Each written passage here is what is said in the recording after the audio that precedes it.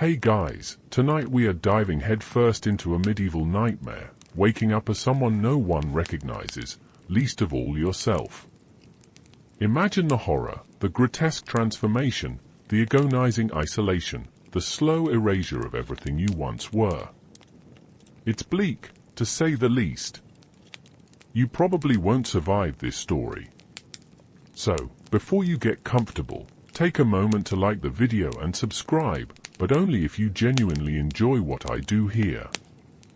And while you're at it, tell me where you're watching from and what time it is there. Maybe someone else is having trouble sleeping too.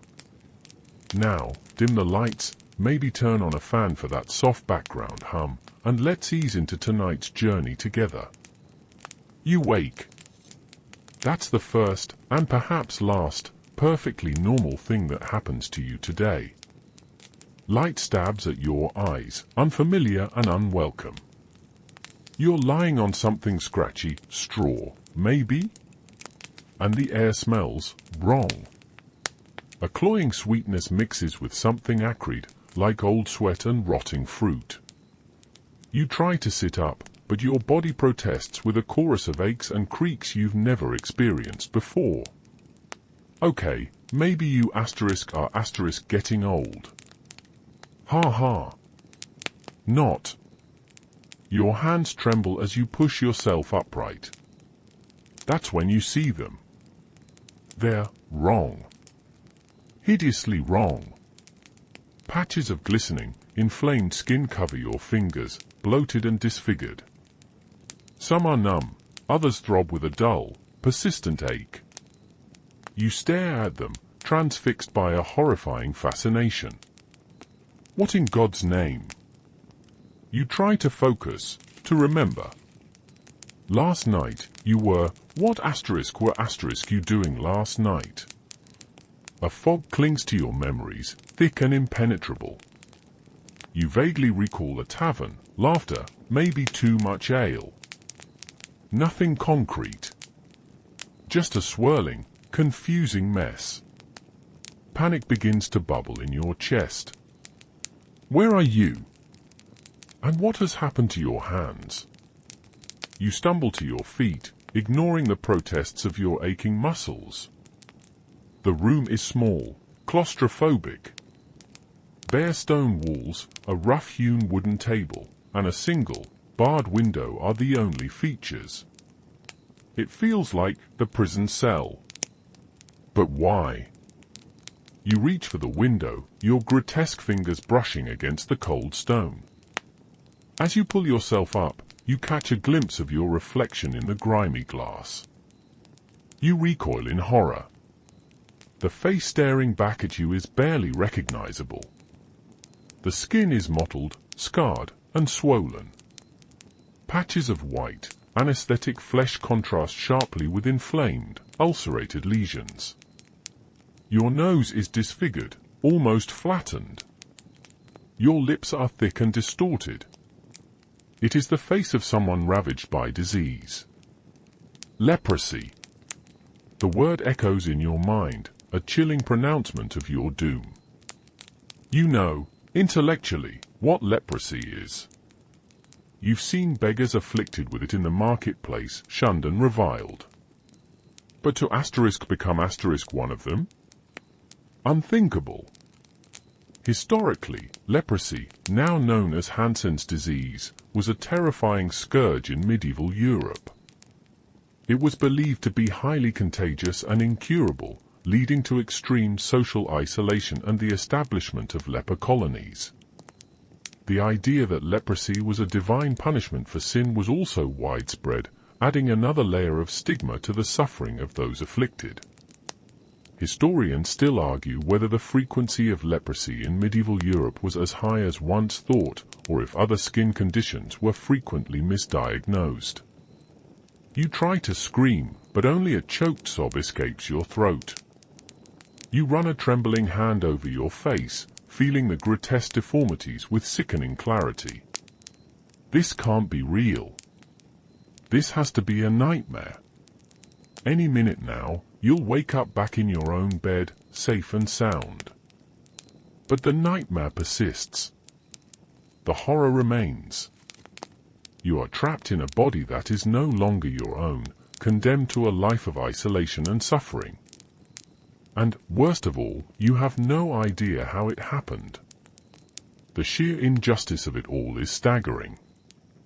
You've always been, well, reasonably virtuous. Never cheated anyone too badly, always gave alms to the poor when you could afford it, and even went to church most Sundays. Why you asterisk? Why this? Then you remember old Mrs. Higgins, the village gossip, who always claimed that bathing too often was bad for the soul and opened you up to demonic possession. Maybe she was right. Maybe you should have stuck to the once-a-year bath schedule like everyone else. It's time to face the outside world. You cautiously push open the door of your prison? Hovel? Whatever it is, it's definitely not home. The hinges groan in protest, the sound scraping against your already frayed nerves. You step out into the daylight, blinking against the sudden brightness. You're in a small clearing, surrounded by a dense, overgrown forest. A dirt path winds its way through the trees, disappearing into the shadows. In the distance, you can hear the faint sounds of people. A village, perhaps? Hope flickers within you. Maybe this is all a misunderstanding. Maybe someone can help you. Maybe there's a cure, a potion, a prayer that can restore you to your former self. You start down the path, your heart pounding with a mixture of fear and anticipation. Each step is agonizing, your body stiff and aching. Your disfigured hands throb with every movement. You try to clench them, to hide the grotesque deformities, but it only makes the pain worse. As you approach the village, the sounds become clearer. Laughter, chatter, the clatter of tools. Normal, everyday sounds. Sounds that remind you of everything you've lost. You round a bend in the path, and the village comes into view. A cluster of thatched roof houses, a bustling marketplace, a church with a towering steeple. It looks idyllic. A scene straight out of a storybook. But as you draw closer, you notice something. People are staring. At first, it's just furtive glances, quickly averted eyes. But then the whispers start. Murmurs that ripple through the crowd like a wave. Leper. Unclean. Stay away. The words hit you like a physical blow. You shrink back, instinctively trying to hide yourself. But it's no use. Your disfigured face, your swollen hands, they're impossible to conceal. A group of children point and shriek, their faces contorted with disgust. Their mothers pull them back, shielding them from your gaze. The men glare at you with a mixture of fear and loathing. You try to speak, to explain, but the words catch in your throat. You open your mouth, but only a strangled croak comes out. Please, you manage to whisper, your voice hoarse and trembling. I need help. But no one is listening. A woman throws a stone at you, hitting you in the shoulder. It stings, but the pain is nothing compared to the humiliation. Get out, she screams, her face red with anger. Go back to where you belong. More stones follow, pelting you from all directions. You raise your arms to protect your face, stumbling backwards. The crowd surges forward, pushing you away from the village. You retreat, defeated and heartbroken. The hope that had flickered within you is extinguished, replaced by a cold, gnawing despair. The villagers' reaction, while cruel, was historically accurate. Leprosy was greatly feared and misunderstood. Sufferers were often ostracized and forced to live in isolation, based on misinterpreted biblical passages. Even mundane objects they touched were often considered tainted. Imagine the hand sanitizer frenzy during the pandemic, but cranked up to medieval levels. As you stumble back into the forest, tears stream down your face.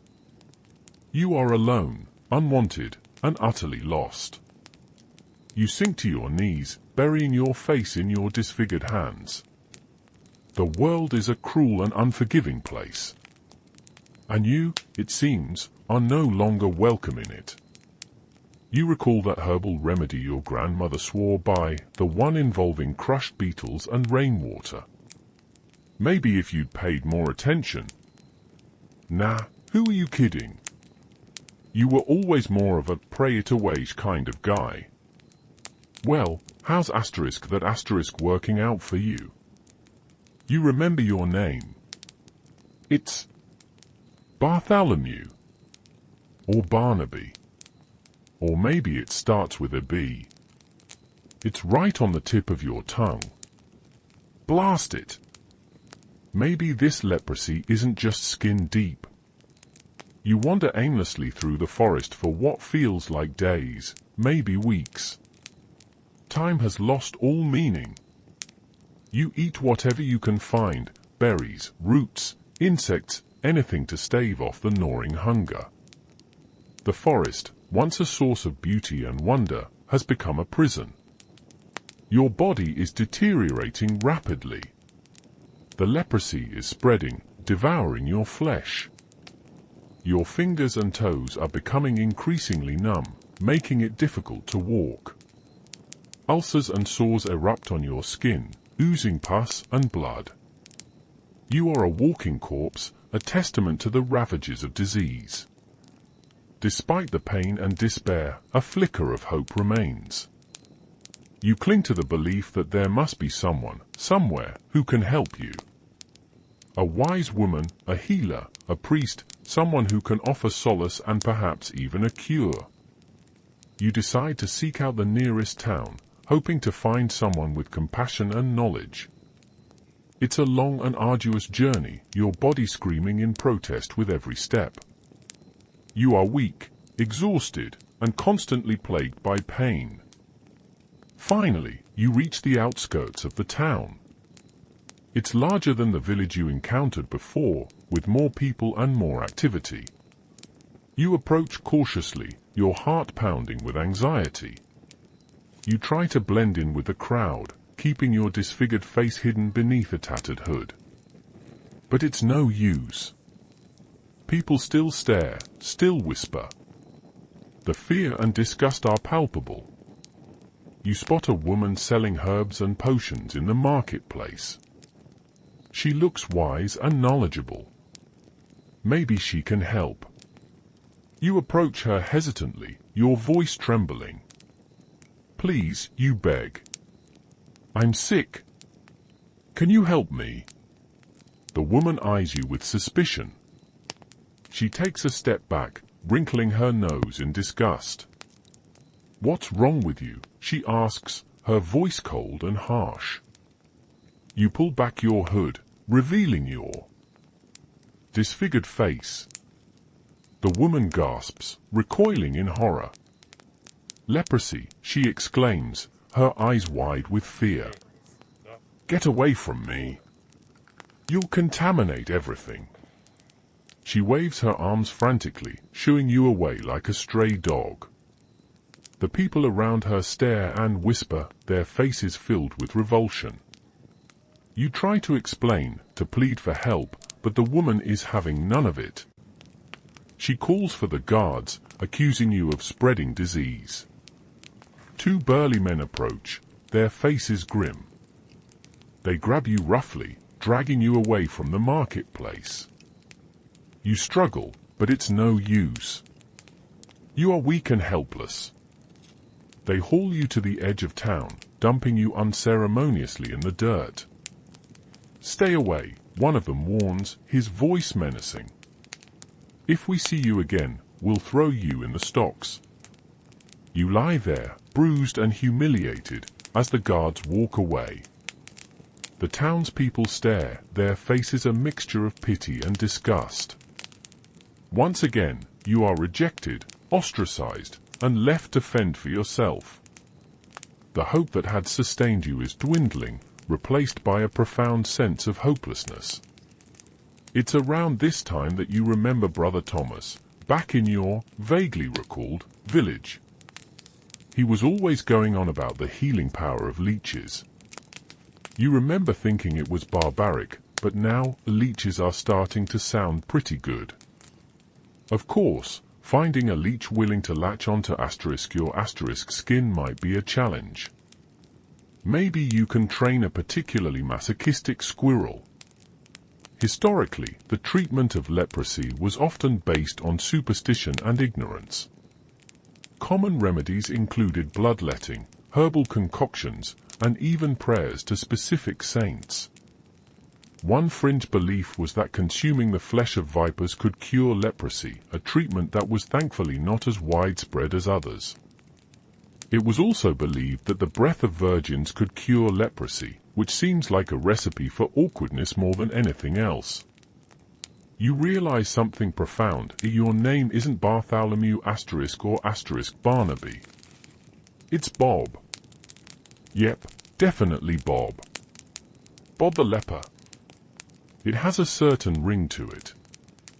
Historians still debate whether leper houses were intended as places of care or simply as a means of isolating those afflicted with the disease. Whatever the intention, the reality for those living with leprosy was often one of suffering and despair. You collapse by the side of the road, weeping. Your body aches, your spirit is broken, and your future stretches before you like a desolate wasteland. Just when you think you can't bear it anymore, you see them. A small group of figures in the distance, shuffling slowly along the road. They are dressed in rags, their faces hidden beneath hoods. As they draw closer, you recognize the telltale signs of leprosy, the disfigured features, the swollen limbs, the shuffling gait. They are lepers, like you. They stop when they see you, their faces betraying a mixture of curiosity and apprehension. One of them, an old woman with a heavily scarred face, approaches you cautiously. "Are you one of us?" she asks, her voice raspy and weak. You nod, unable to speak. The old woman smiles, a sad, knowing smile. "Welcome," she says. "We've been expecting you." She gestures to the others, who gather around you. They offer you water and a piece of bread, which you gratefully accept. "Where are you going?" you ask, your voice still hoarse. "To the colony," the old woman replies. "It's not much, but it's better than being alone." The colony. You've heard of them, of course. Isolated settlements for lepers, located far from towns and villages. Places of despair and suffering. But the thought of being alone, of wandering aimlessly through the wilderness, is even more terrifying. You decide to join them. The journey to the colony is slow and arduous. Your fellow lepers are weak and infirm, and they struggle to walk. You help them as much as you can, offering them support and encouragement. As you travel, you learn their stories. Each one is a tale of tragedy and loss. They have been rejected by their families, shunned by their communities, and left to rot in isolation. They have suffered unimaginable pain and humiliation. But despite their suffering, they have found a way to survive. They have formed a community, a bond of shared experience. They support each other, comfort each other, and offer each other a glimmer of hope in the darkness. Finally, you reach the colony. It's a desolate place, a cluster of ramshackle huts surrounded by a high wall. But inside the walls, you find a semblance of order and community. The lepers greet you warmly, offering you food and shelter. They show you to a small hut, which will be your new home. It's not much, but it's a place to rest, a place to find solace, a place to belong. you spend your first few days in the colony getting to know your fellow lepers. You learn their names, their stories, their hopes, and their fears. You discover that they are not monsters, as the outside world believes. They are simply people, struggling to survive in the face of unimaginable adversity. You start to adapt to your new life.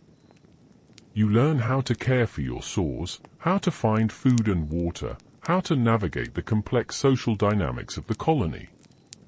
It's not easy. The pain is constant, the suffering is relentless, and the stigma is ever present. But you are no longer alone.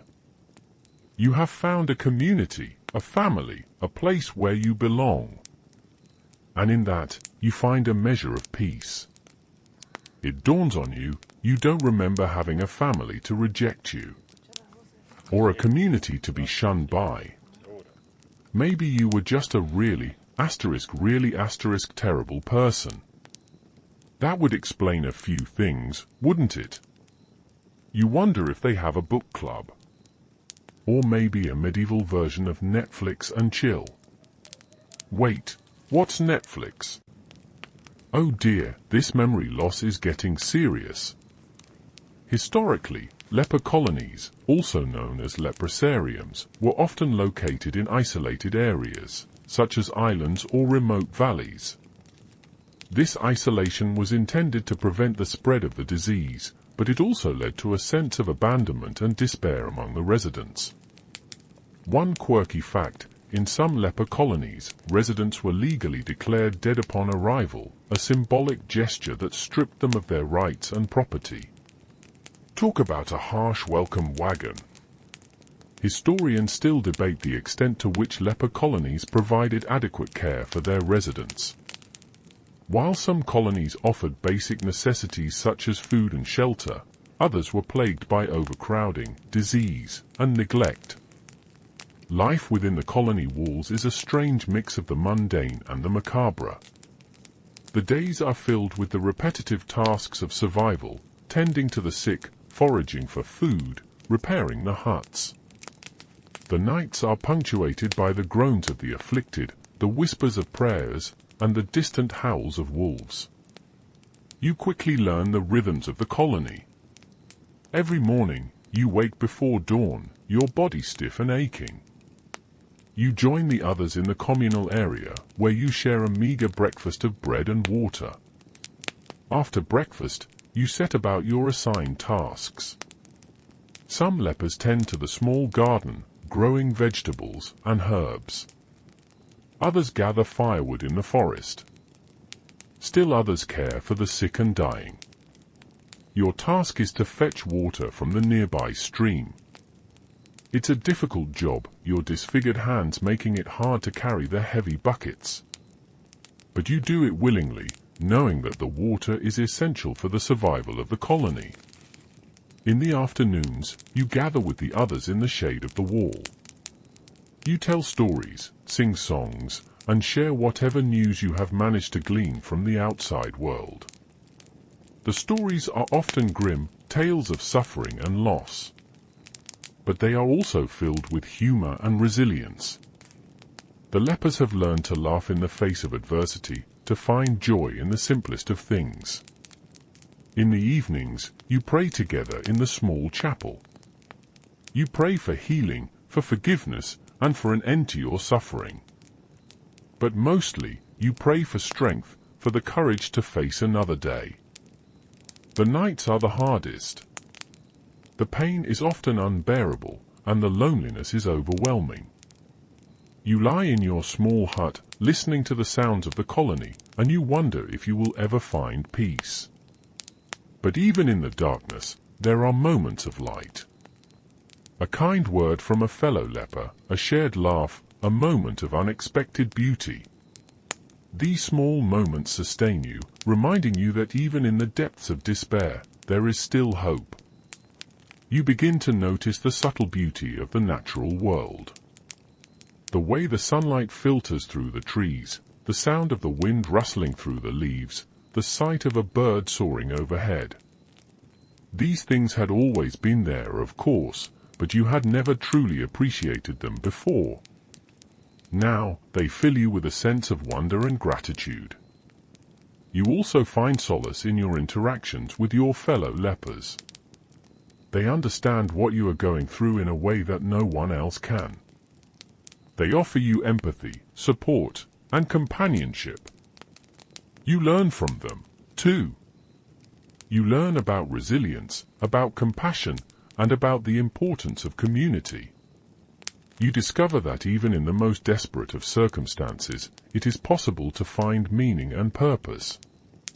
One of the other lepers, a grizzled old man named Silas, tells you about a hidden spring in the forest, where the water is said to have healing properties. You and Silas decide to search for the spring together, embarking on a small adventure that brings you closer than ever. Spoiler alert, the spring turns out to be just regular water. But the journey was the point, right?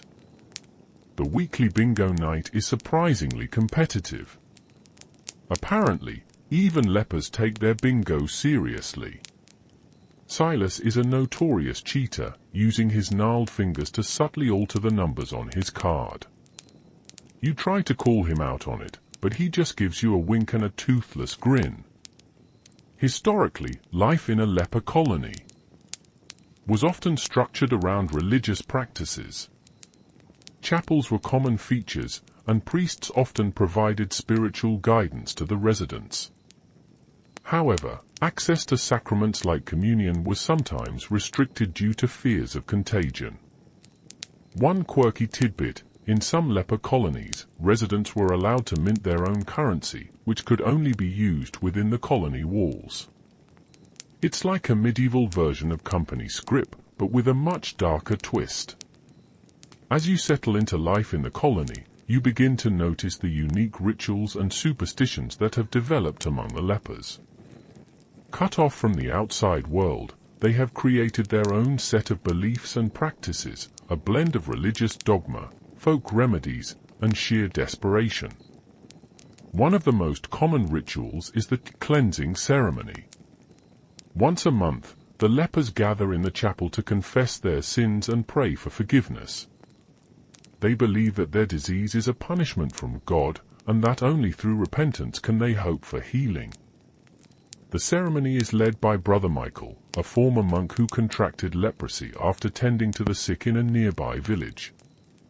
He is a stern but compassionate man, and he takes his role as spiritual leader very seriously.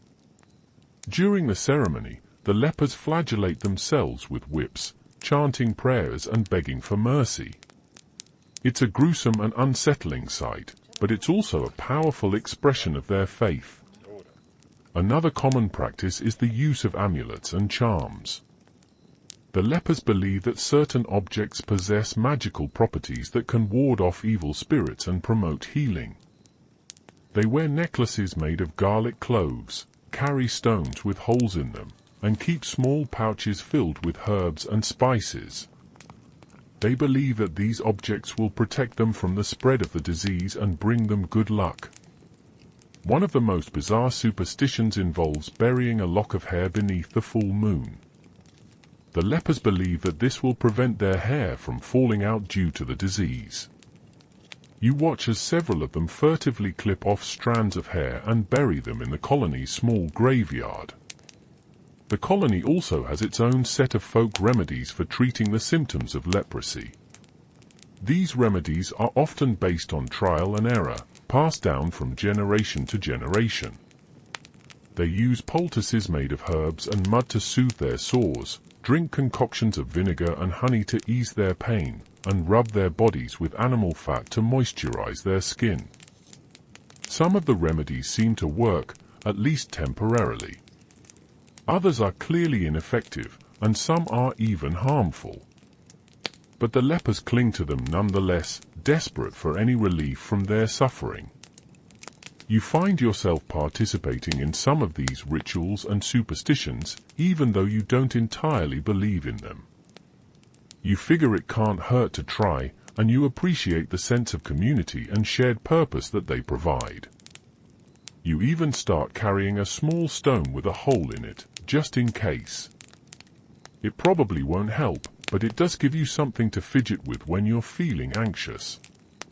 You remember hearing about a pilgrimage site, supposedly blessed by a saint who could cure leprosy. You briefly consider trying to escape the colony and make the journey, but the thought of facing the outside world again fills you with dread. Besides, you're pretty sure the saint retired, moved to Florida, and changed his name to Steve. The lepers also have their own unique language, a blend of regional dialects and invented slang. It's a way for them to communicate with each other without being understood by outsiders.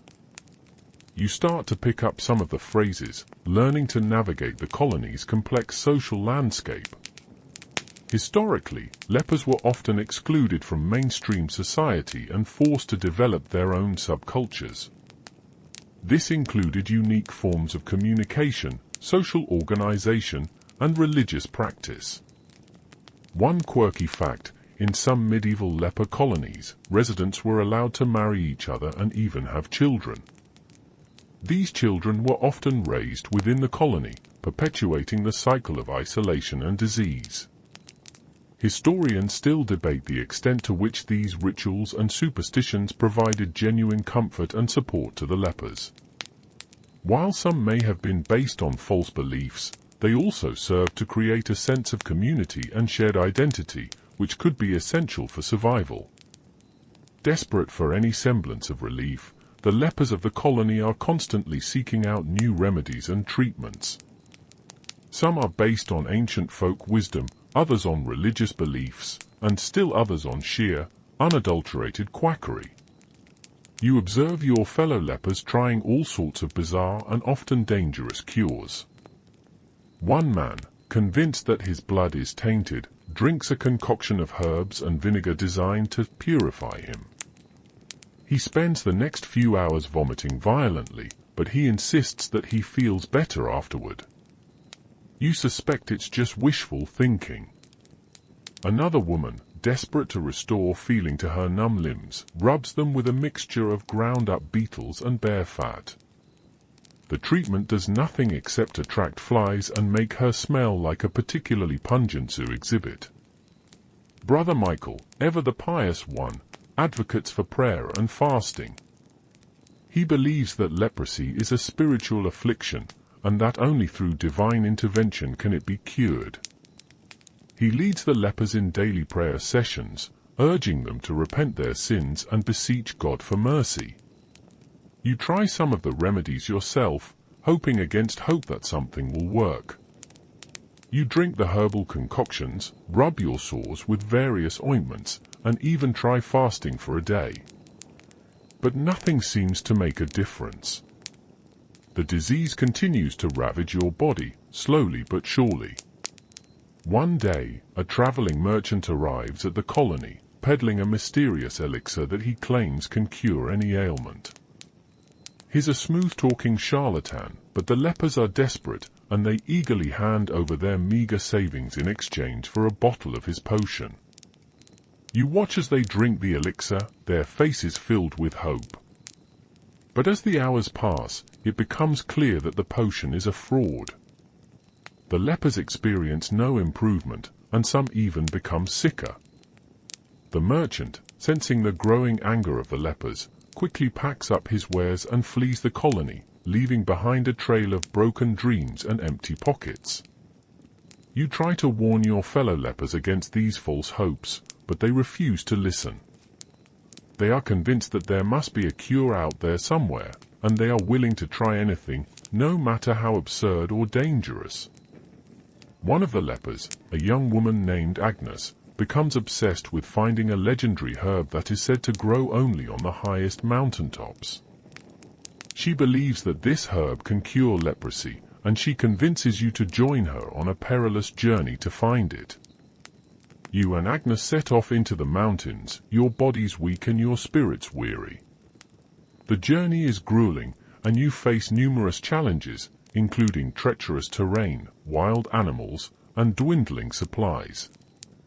Despite the hardships, you press on, driven by Agnes' unwavering belief and your own desperate hope. You search for days, but you find no sign of the legendary herb. Finally, exhausted and defeated, you and Agnes are forced to turn back. You return to the colony empty-handed, your dreams shattered. You remember that old wives' tale about bathing in donkey milk. Cleopatra did it. Surely, if it was good enough for a queen, it's good enough for a leper. The only problem? Finding a donkey in medieval Europe willing to share its milk with **U**. Historically, medieval medical practices were often based on a combination of observation, superstition, and religious belief. Treatments for leprosy ranged from herbal remedies to bloodletting to prayers to specific saints. One quirky fact, some medieval physicians believed that leprosy could be cured by consuming the flesh of young snakes. Apparently, the idea was that the snake's skin would somehow replace the diseased skin of the leper. Yuck! Historians still debate the effectiveness of these various treatments. While some may have provided temporary relief from the symptoms of leprosy, none were able to cure the disease. In fact, some treatments may have even worsened the condition. Life in the leper colony is largely isolated, but there are occasional interactions with the outside world. These encounters are often fraught with tension, a mixture of pity, fear, and outright cruelty. Sometimes, charitable individuals will leave donations of food and clothing at the colony gates. These gifts are always welcome, but they also serve as a reminder of your dependence on the kindness of strangers. You remember one particularly harsh winter when the colony was on the brink of starvation. A wealthy nobleman, moved by the plight of the lepers, sent a wagonload of supplies. The lepers were overjoyed, but their gratitude was tempered by the knowledge that they were seen as objects of pity rather than as fellow human beings. Other times, the interactions are less benevolent. Children from nearby villages will sometimes throw stones at the lepers, taunting them and calling them names. You try to ignore these attacks, but they sting nonetheless. They are a constant reminder of your status as an outcast, a pariah, someone to be feared and reviled. You recall one incident when a group of drunken soldiers stumbled upon the colony. They were in a boisterous mood, and they decided to have some fun with the lepers. They threw rocks, shouted insults, and even set fire to one of the huts. The lepers were terrified, but they were powerless to resist. The soldiers eventually left, leaving behind a scene of chaos and destruction. Despite these negative experiences, there are also moments of unexpected kindness. A traveling priest will sometimes stop at the colony to offer prayers and blessings. A compassionate villager will leave a basket of fresh fruit at the gate. These small gestures of humanity remind you that not everyone sees you as a monster. You remember one young woman who used to visit the colony regularly, bringing food and supplies. She was kind and compassionate, and she treated the lepers with respect and dignity. You and the other lepers looked forward to her visits, and her presence brought a ray of sunshine into your otherwise bleak existence. One day, the woman stopped coming. You later learned that she had contracted leprosy herself, after caring for a sick relative. She was forced to leave her home and her family, and she joined the ranks of the outcasts. You and the other lepers mourned her loss, but you also welcomed her into your community. She was no longer an outsider, but one of you. You occasionally hear rumors about the outside world. Wars, famines, political intrigues, the usual fare. It's strange to think that life goes on beyond the colony walls, that people are still laughing, loving, and pursuing their dreams, while you are slowly rotting away in isolation. You wonder if anyone remembers you. If your family and friends ever think about you, or if they have simply written you off as dead. The thought is both painful and strangely comforting. One of the other lepers claims to have seen a vision of the Virgin Mary, who promised that a cure for leprosy would soon be found. You're skeptical, but you can't help but feel a flicker of hope. Maybe, just maybe, there is a light at the end of the tunnel. You decide to write a letter to your vaguely remembered family, explaining your situation and begging for forgiveness. But as you try to put your thoughts into words, you realize that you can barely remember their names, let alone their faces. You crumple up the letter in frustration, tossing it into the fire. Historically, interactions between leper colonies and the outside world were often limited and regulated. While some individuals and organizations provided charitable assistance, others sought to isolate and control the lepers, fearing contagion. One quirky fact: in some medieval towns, lepers were required to carry bells or clappers to warn others of their approach. Talk about a social distancing protocol! Historians still debate the extent to which lepers were truly isolated from the outside world. While some colonies were located in remote areas, others were situated near towns and villages, allowing for some degree of interaction and exchange. The church plays a complex and often contradictory role in the lives of the lepers. On one hand, it offers solace, spiritual guidance, and a sense of community. On the other hand, it reinforces the stigma of leprosy, portraying it as a divine punishment for sin. Brother Michael, the colony's spiritual leader, is a devout and compassionate man. He genuinely cares for the lepers, and he does his best to comfort them in their suffering. He leads them in daily prayers, preaches sermons about forgiveness and redemption, and administers the sacraments to those who are still able to receive them. He emphasizes the importance of faith, hope, and charity. He tells the lepers that God loves them, even in their affliction, and that they should never give up on the possibility of healing. However, Brother Michael also subscribes to the prevailing belief that leprosy is a divine punishment. He believes that the lepers have sinned either in this life or in a past life, and that their disease is a consequence of their transgressions. He urges the lepers to examine their consciences, to confess their sins, and to repent. He tells them that only through repentance can they hope to be cleansed of their disease and restored to God's grace. This message can be both comforting and demoralizing. On one hand, it offers the lepers a sense of meaning and purpose, suggesting that their suffering is not random or meaningless. On the other hand, it reinforces their feelings of guilt and shame, making them feel like they are somehow responsible for their own affliction. Other members of the clergy hold even more negative views of lepers.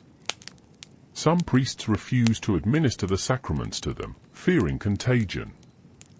Others preach sermons about the dangers of associating with lepers, warning their congregations to stay away from the colony. You remember one particularly unpleasant encounter with a visiting bishop. He came to the colony to inspect the chapel, but he refused to speak to the lepers directly. He stood at a safe distance, his face contorted with disgust, and he barked orders at Brother Michael. He declared that the lepers were unclean, that they were a stain on the face of the earth, and that they should be grateful for the church's charity. He then left without offering a single word of comfort or compassion. Despite these negative experiences, many of the lepers cling to their faith. They believe that God is their only hope, and that the church is their only connection to the outside world. They continue to pray, to sing hymns, and to attend religious services, even when they are treated with disdain and disrespect. You find yourself drawn to the religious rituals of the colony, even though you have always been somewhat skeptical of organized religion. You find comfort in the familiar words of the prayers, in the uplifting melodies of the hymns, and in the sense of community that the religious services provide. You even start to pray yourself, asking God for forgiveness, for healing, and for peace. You're not sure if anyone is listening, but it makes you feel better to try. You remember a story from the Bible about a leper who was healed by Jesus. You cling to that story, hoping that a similar miracle might happen to you. Maybe if you're extra good and volunteer to scrub the latrines, you quickly dismiss that thought. Nope. No deal. Historically, the Church's attitude towards lepers was complex and multifaceted. While some clergy members offered compassion and support, others reinforced the stigma of leprosy and promoted discrimination against those afflicted with the disease. One quirky fact: in some medieval ceremonies, lepers were symbolically declared dead by the Church, stripped of their rights and possessions, and forced to live in isolation. Talk about a final farewell. Historians still debate the extent to which the Church's teachings contributed to the social isolation and marginalization of lepers. While some argue that the Church's emphasis on sin and punishment exacerbated the stigma of leprosy, others maintain that the Church also provided essential care and support to those afflicted with the disease.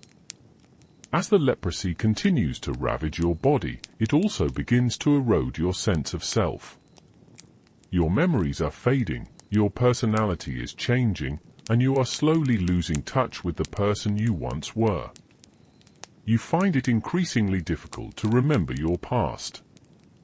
The faces of your loved ones are becoming blurred, the details of your former life are slipping away. You struggle to recall your name, your occupation, your place of birth. You try to hold on to these memories, but they are like sand slipping through your fingers. The more you try to grasp them, the faster they disappear. You notice that your personality is changing as well. You are becoming more withdrawn, more irritable, more prone to fits of anger and despair. You lash out at your fellow lepers, saying things that you later regret. You feel like you are losing control of yourself, like you are becoming a different person. You are afraid that you will eventually forget who you are entirely, that you will become nothing more than a walking corpse, devoid of memories, emotions, and identity. You try to resist these changes, but it's a losing battle. The disease is relentless, and it is slowly but surely destroying everything that makes you who you are. You look in the mirror, a rare and precious object in the colony, and you barely recognize the face staring back at you. It's a grotesque caricature of your former self, a mask of disease and suffering. You wonder who that person is, the one reflected in the glass. Is that really you? Or is it just a stranger, trapped inside your decaying body? You start to question your own sanity. Are you imagining things? Are you losing your mind? Is this all just a nightmare, a cruel and twisted dream? You long for the days when you were healthy, when you were whole, when you were yourself.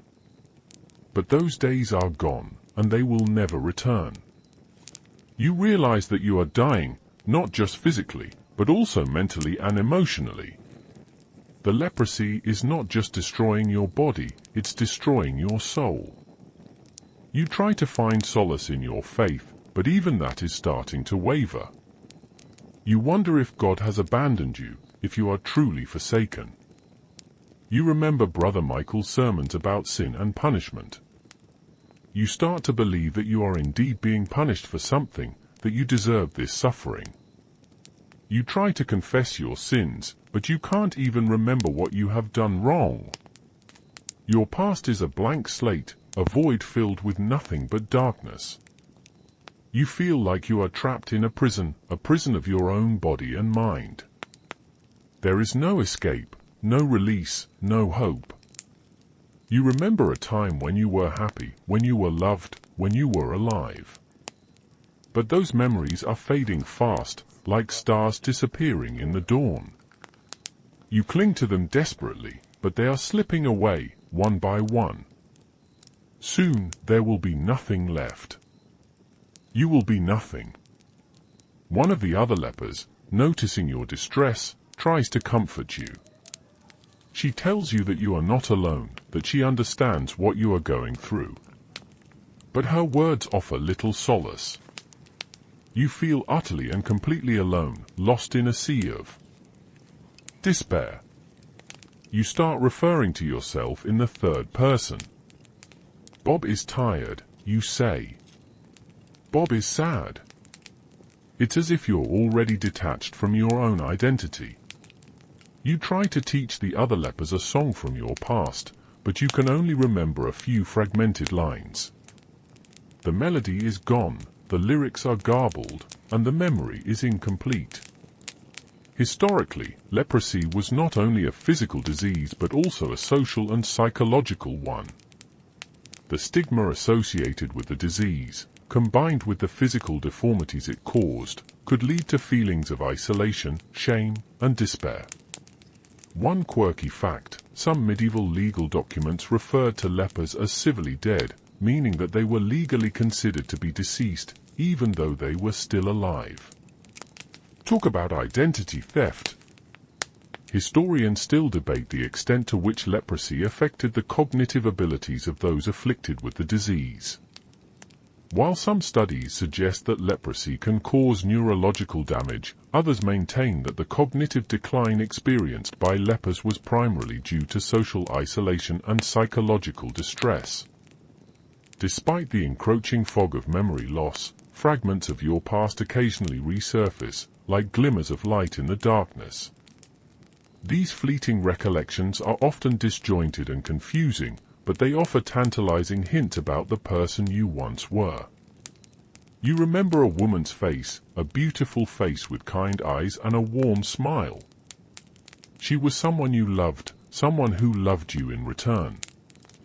But you can't remember her name, her voice, or the circumstances of your relationship. She is just a phantom, a ghost from a forgotten life. You recall a place, a bustling city with towering buildings and crowded streets. You were a part of that world, a participant in its vibrant energy. But you can't remember what you did there, who you knew, or why you were there. The city is just a backdrop, a stage on which you played a role that you can no longer recall. You hear a song in your head, a melody that is both familiar and foreign. It evokes a feeling of nostalgia, a longing for something lost. But you can't remember the lyrics, the title, or the occasion on which you first heard it. The song is just a fragment, a piece of a puzzle that you can't complete. These fragmentary memories are both a blessing and a curse. They offer a glimpse of your former life, reminding you that you were once a whole and complete person. But they also highlight the extent of your loss, emphasizing how much you have forgotten. You become obsessed with these memories, trying to piece them together, to make sense of them. You write them down in a small notebook, hoping to preserve them before they fade away entirely. You talk about them with your fellow lepers, hoping that someone might recognize something, might be able to fill in the gaps. But no one can help you. They are all struggling with their own memory loss, their own fragmented pasts. You start to believe that these memories are trying to tell you something, that they hold a clue to your identity, to your purpose in life. You feel like you are on a quest, a mission to recover your lost self. You decide to leave the colony, to venture out into the world and search for answers. You know that it's a dangerous undertaking, that you will face prejudice, discrimination, and perhaps even violence. But you are driven by a desperate need to know who you are, to reclaim your lost identity. You tell Brother Michael about your plans, and he tries to dissuade you. He tells you that you are safer in the colony, that the outside world is a hostile place. He warns you that you are likely to be rejected, scorned, and perhaps even killed. But you are determined to go, and Brother Michael eventually relents. He gives you his blessing, offers you some food and supplies, and wishes you Godspeed. You pack your meager belongings, say goodbye to your fellow lepers, and set off into the unknown. You are scared, but you are also excited. You feel like you are finally taking control of your life, that you are finally doing something meaningful. As you walk down the road, you clutch your small notebook, filled with your fragmented memories. You hope that these memories will guide you, will lead you to the truth. You remember a name, a single name that echoes in your mind, Eleanor. Who is Eleanor? A lover? A sister? A friend? You have no idea, but the name feels significant, like a key that might unlock the secrets of your past. Historically, individuals with leprosy often experience significant social and economic disruption, which could lead to memory loss and disorientation. One quirky fact, in some medieval towns, lepers were legally required to wear distinctive clothing, such as a yellow badge or a specific type of hat, to identify themselves to the public. Talk about branding. Historians still debate the extent to which memory loss was a direct symptom of leprosy, as opposed to a consequence of the social and psychological trauma associated with the disease. Driven by the faint echoes of your former life, you embark on a quest to reclaim your identity. Armed with only a handful of fragmented memories and the name Eleanor, you wander from town to town, seeking recognition and answers. The journey is fraught with challenges. Your disfigured appearance provokes fear and disgust wherever you go. People recoil from you, whisper behind your back, and often refuse to offer you food or shelter. You try to conceal your leprosy as much as possible, but it's no use. The telltale signs of the disease are too obvious to hide. You are an outcast, a pariah, someone to be avoided at all costs. Despite the prejudice and discrimination, you persevere. You ask questions, show people your notebook, and describe your fragmented memories.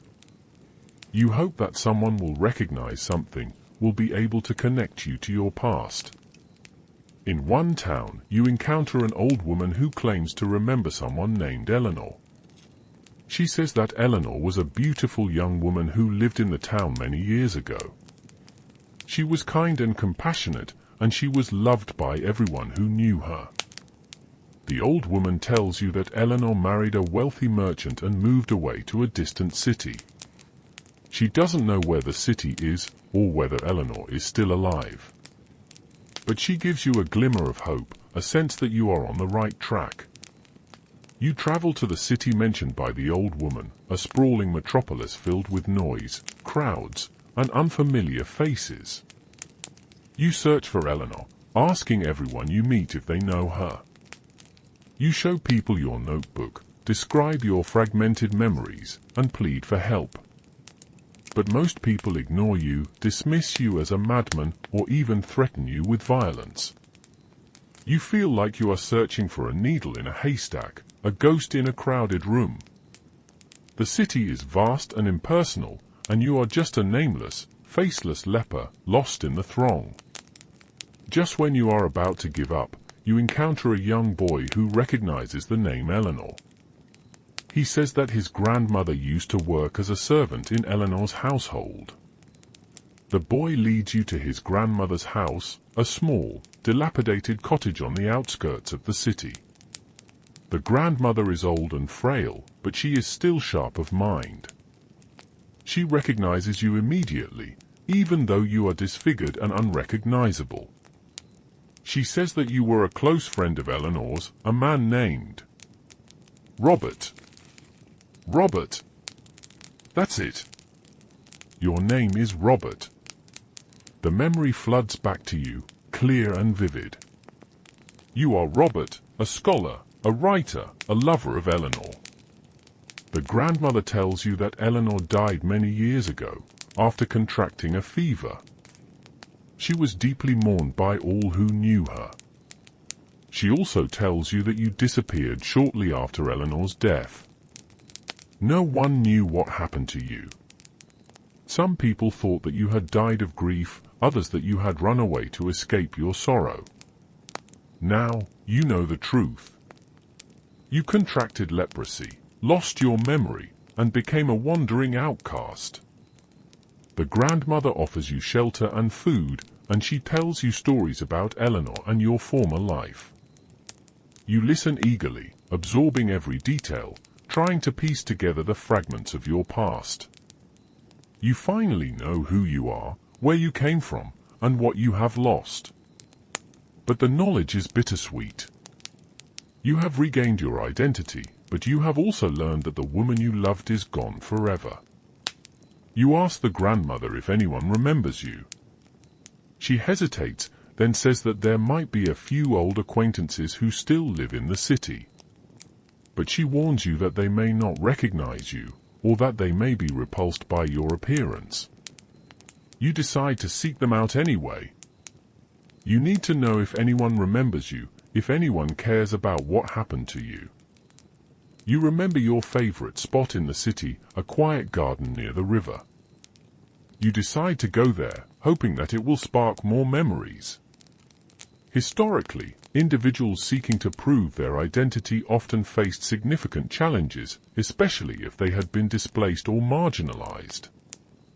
One quirky fact: in some medieval towns, individuals could legally change their names by simply declaring their new name in public. Talk about a quick and easy identity makeover. Historians still debate the reliability of memory, especially in the context of trauma and disease. Armed with the rediscovered knowledge of your name and former life, you steel yourself to confront the ghosts of yesterday. You venture back into the city, seeking out former acquaintances in hopes of finding some vestige of recognition. The reactions are varied, but rarely welcoming. Some people stare at you blankly, unable to reconcile the disfigured leper before them with the Robert they once knew.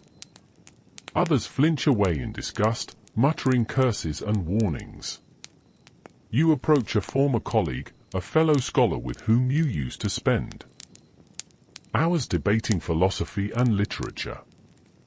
He squints at you through his spectacles, a flicker of recognition in his eyes. "Robert," he asks, his voice laced with disbelief. "Is that really you?" You nod, your heart pounding with anticipation. He takes a step back, his face contorted with revulsion. "What happened to you?" he whispers, his eyes fixed on your disfigured face. You're a leper." He turns away, shielding his face with his hand. "Stay away from me," he says, his voice trembling. "I don't want to catch your disease." He hurries away, leaving you standing alone, your hopes shattered. You try another former friend, a woman with whom you used to share poetry and dreams. She is initially delighted to see you, her face lighting up with joy. "Robert," she exclaims, embracing you warmly. "It's been so long." Fade into the background hum of the night. Imagine now a gentle breeze rustling through leaves. A soft rain falling on a tin roof. The comforting weight of your blanket.